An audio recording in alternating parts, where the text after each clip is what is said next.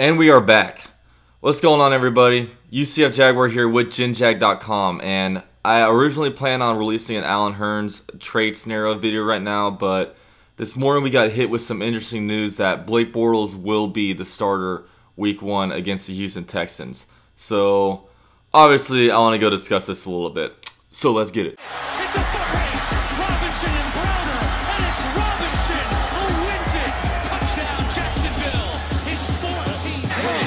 Bortles with top, looking deep for Robinson.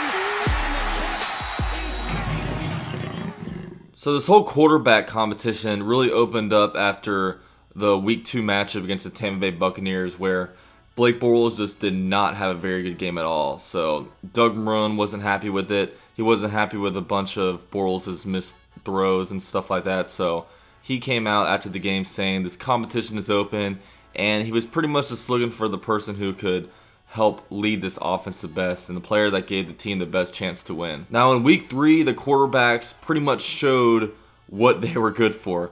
Chad Henne's Mr. Checkdown, Mr. non-athleticism, sitting in the pocket, while Blake Bortles is more the inaccurate kind of person, but he is a guy that can hurt you with his feet.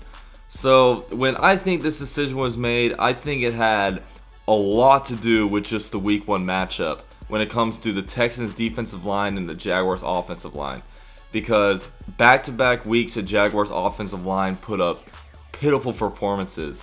I mean, they had the starting offensive line playing well into the 4th quarter of the game, and the Jaguars starting offensive line was struggling against backups. And in this preseason week 3 game, Henne definitely showed that he had the better arm. He hit a couple really good deep passes. One went complete to Allen Robinson, and the other fell incomplete to Keelan Cole. But the thing about Chad Henne was he has terrible pocket awareness, and he's just not athletic at all.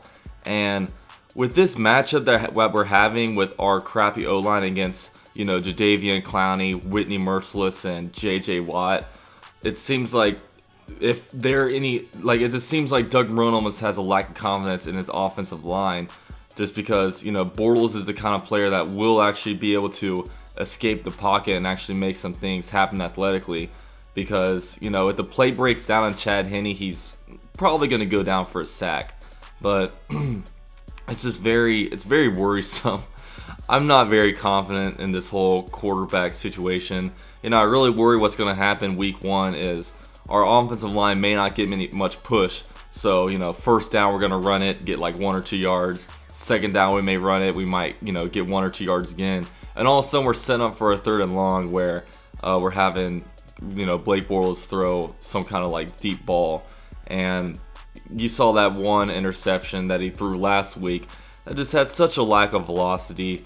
It was such a weak pass. So their plan is just to be such a run-heavy team and rely on the run game and also the defense playing to their potential. But the quarterback situation is just not very good right now. But of course, I will be behind Blake, and I'll honestly be behind whoever the coaches decide is going to play starting quarterback. While I may not agree with it or whatnot, I'd love to have Brendan Allen in this competition.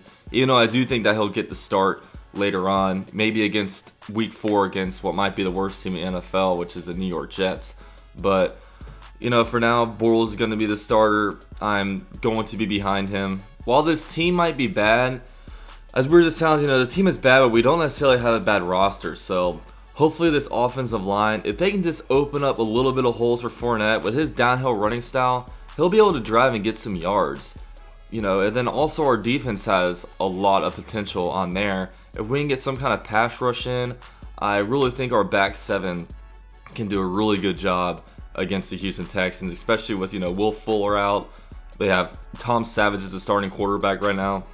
They're not starting Deshaun Watson just yet, so I'm not going to completely count the Jaguars out of 2017, but obviously it's just a rough situation with the quarterbacks. And I truly think that Blake Bortles was given this starting job right now just because of the matchup that they're going against. I just think that once the play breaks down and they get some pressure in there, Chad Henne will not be able to escape it, and he will get sacked. And Blake Bortles just gives you a lot more lot more versatility when it comes to being able to get outside the pocket. Maybe if the run game is going well, he can do some play action, which obviously we know Blake Bortles is the best when he's on the run. But, you know, man, we'll see what happens. I'll try to be optimistic about it.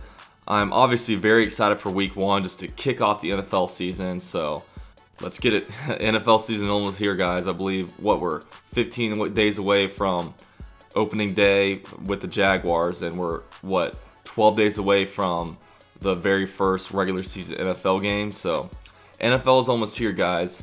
Get ready for it. And with that said, this is UCF Jaguar with GenJag.com.